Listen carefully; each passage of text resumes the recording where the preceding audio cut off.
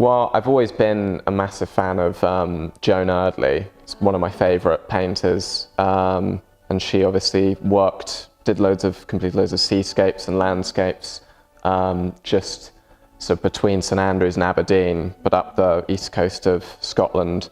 So yeah, so that's always been a huge source of inspiration. And then just over the years, I've really got into hiking and exploring the kind of surrounding area. Yeah, along the coastal path in particular, which I think a good 2 or 3 of the paintings come from there. So it's mostly the paintings are trying to capture my sort of enjoyment of those experiences, because it's definitely, St Andrews is quite a claustrophobic place in some ways, but that means that when you then go and you sort of go on walks and escape the town a bit, it's sort of very relaxing, and hopefully I've tried to capture my sort of feelings at the time with each of them. And obviously, again, being from London, it's quite privileged to be able to sort of, within touching distance, be able to just go on a walk and have such different surroundings to the sort of, slightly dark, well, that one's quite uplifting, but some of the more dark, kind of somber cityscapes.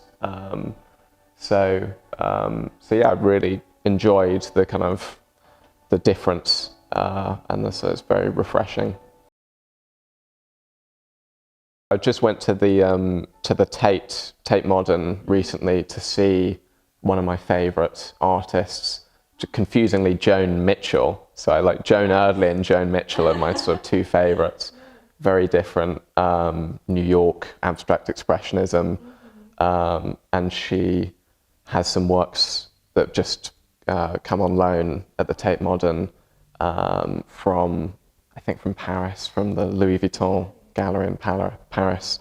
Also paired with Monet, or is this separate? I think, oh, it's separate, but I wish there was an exhibition which combined the 2, which I'm devastated to have missed, because that's sort of 2 of my absolute favourite artists, and I find the link between the 2 really fascinating. Monet's like later work, and so no, unfortunately not, but I think it replaced the Rothko room, because they're on loan somewhere or something, I don't know.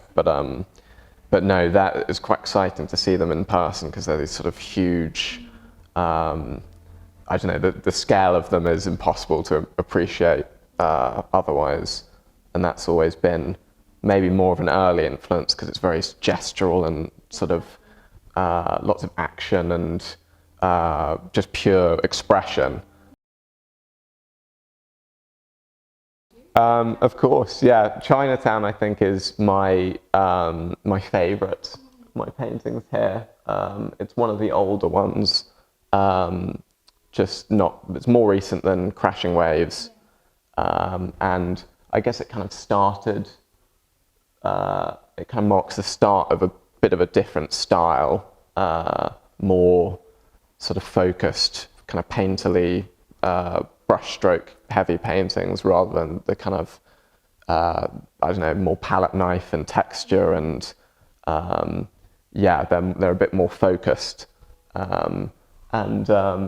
yeah, that one's particularly sort of special because it's a place we know so well. We've been so often, and so it's sort of, I think I quite successfully, hopefully, evoked the kind of, I don't know, a bit hard to describe, but there is a sort of moodiness, but a sort of tranquility to it as well. It's sort of hopefully quite calming.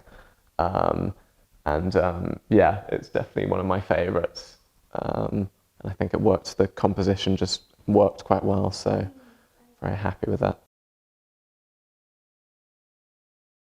I would quite like to get a bit more back into sort of, maybe not as abstract as I maybe used to be, but involving a bit more expressionism and sort of spontaneity in some of my paintings would be good.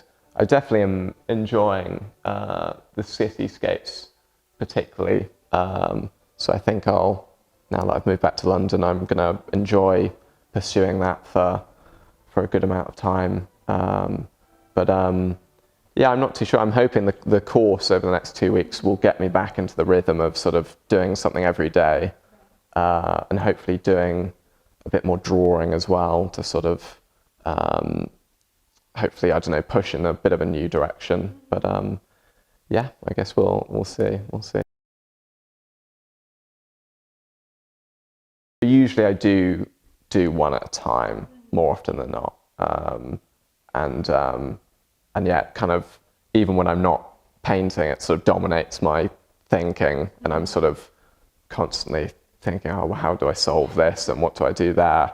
And so a lot of the process is not just standing painting, but kind of the thinking around it, and yeah, it's sort of quite captivating, each sort of piece of work. It's never just sort of back and forth. I don't know. I've not been able to do that too well.